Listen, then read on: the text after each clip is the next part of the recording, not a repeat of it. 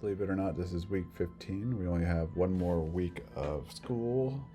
And this is a real quick texture testing by Jason.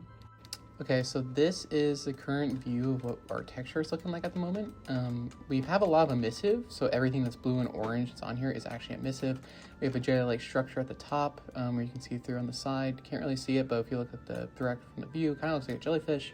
We've also turned all of these little points above it into jellyfish-looking structures. They're also all opacive and also have emissive on them, so when we bring them into the cave, it should look really good. You can see with the lighting right here that if it's on direct, it doesn't really look like it's emissive, but if we bring it in the dark, it's really emissive. And I'll bring it into Unreal, update those textures in the actual model itself.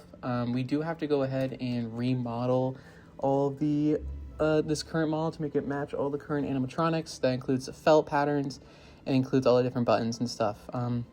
We are going to iterate them. We don't know if we're going to change the patterns yet, but it might happen soon over the summer. If that does happen, we'll just end up editing the texture. I've saved and made all these custom textures I've made with all the different custom layers, all different submaterial groups. So we can just apply those textures on the same thing. Each bot will have its own different texture. These are all subject to change. We can always change in a different direction after we talk as a group. Right now it's more of like a splat paint sort of thing. We looked at this reference as an idea of some almost like Northern Lights sort of look. We use a software called Colors.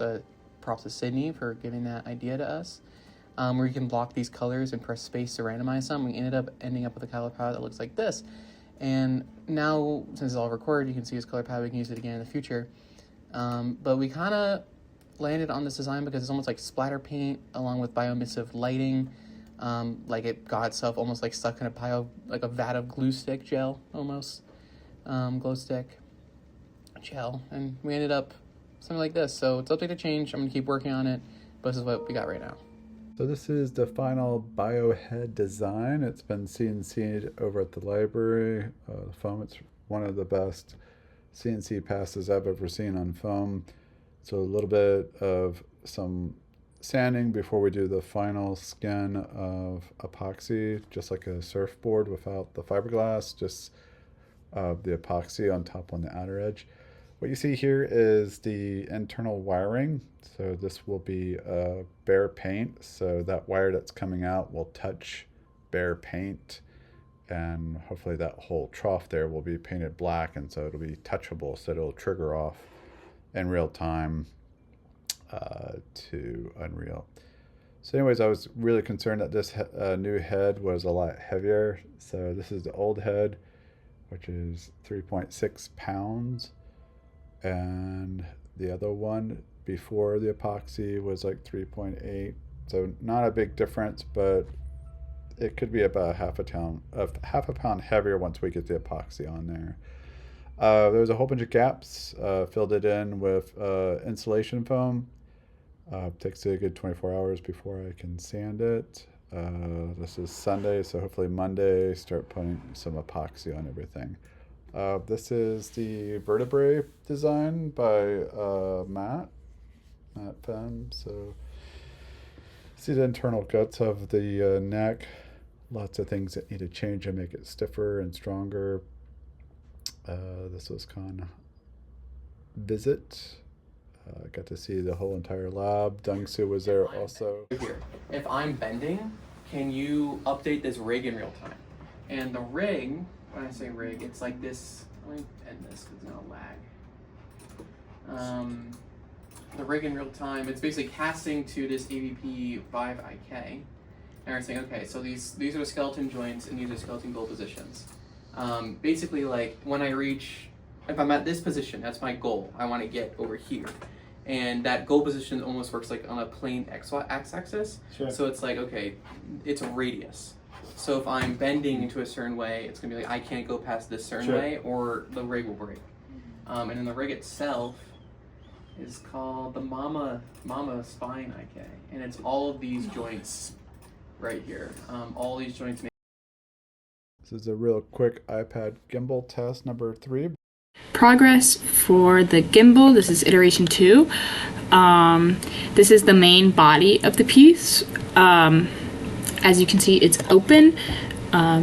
how this is going to work is that in each of these slots on the arms, that's where the other arms will be inserted, the ones that hold on to the iPad. And then down here, these are all covers, like slots for a cover, and there will also be a cover piece that's in the middle right here. And so the strings that run between the arms and between this and that arm right here, the like nylon stretchy strings, will be hidden.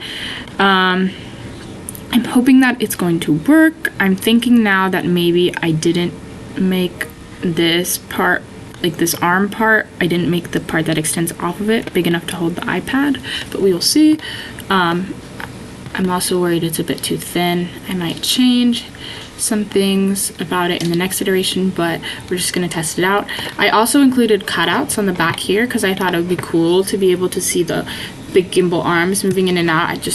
These have no technical function except for saving PLA, or I guess maybe ABS in this case, and also being decorative. I thought it would like sort of match the Drosera vibe. Then same goes for this one and this one, like these really don't show anything. And then this is where it connects to the gimbal right here. It's what the iPad rests on. This peg will correspond to a peg on that sits in the arm here. And yeah. So this is just going over Sydney's drawings. I think it's deviated from her second design. The second design, if you look in the video, doesn't have a way of clamping the iPad to the surface. Printed it out on Friday. This is Sunday, just kind of putting it together. Epoxying the little tabs there for the stretchy rubber band. And this is how we're attaching it to the gimbal. Just 4 screws and then heavy duty epoxy to put it into place for this next iteration. So you can see epoxy, put some blue tape so things wouldn't get messy. So here's the bungee cording, not rubber band. Like I said before, bungee cording holds it in pretty tight. We'll take apart an iPad to put it in there and see how it works. This is Dungsu testing multiple rounds of the bottom board. So we have the feather board on there, also several boards on there to run the stepper motor. And this is the third iteration. Encoders, you've got the pumps, you've got, what else is in there? The feather board is on there. So I think almost everything is ready. I think we just now need to power it up and through to the upper board. So that's the big test. So anyways, it's quite loud, but we won't be running it so fast, and a lot of this stuff will be insulated a little bit better this go around, so it's not so loud. So you can see how Dungsu sets it up. Make sure it's a proper amount of power, not to overload it. I haven't seen these air pumps run in a long time. Can't wait to get smell going as part of this. I think the encoder is in there. I totally may have lied about that. I don't know if he's got that set up or not. So anyways, pretty strong board.